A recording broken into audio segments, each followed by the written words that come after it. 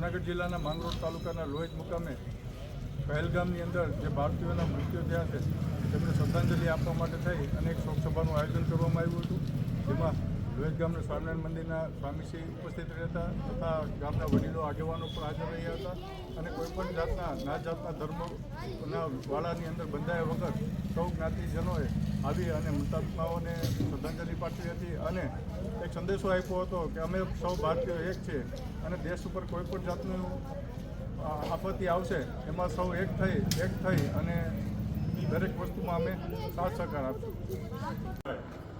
અને આ જે બનાવ એમાં આપણે ભેગા થયા, આપણે ઓમ શાંતિનો મંત્ર બોલ્યા કે રામનો મંત્ર બોલ્યા, પોતપોતાના ઇષ્ટદેવનો મંત્ર બોલીને જે 2 મિનિટનું મૌન આપ્યું અને એને શ્રદ્ધાંજલિ આપી, જેથી કરીને ભગવાન શ્રી રામચંદ્રના ચરણોમાં, તેમજ શ્રી કૃષ્ણ પરમાના ચરણોમાં, તેમજ દત્તાત્રેય ભગવાન કે જે આપણા ઇષ્ટદેવ, સૌના ઇષ્ટદેવ, દેવી દેવતાઓ, ખુદા દેવો બધાને હું પ્રાર્થના કરું છું કે આ જે દિવંગત જીવાત્માઓ જે નિર્દોષ રીતે મરણ પામ્યા છે એને શ્રદ્ધાંજલિ અર્પિત કરી નીલકંઠ વણિકનો પ્રાર્થના અસ્તુ.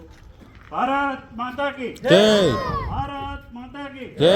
વંદે માતરમ. વંદે માતરમ.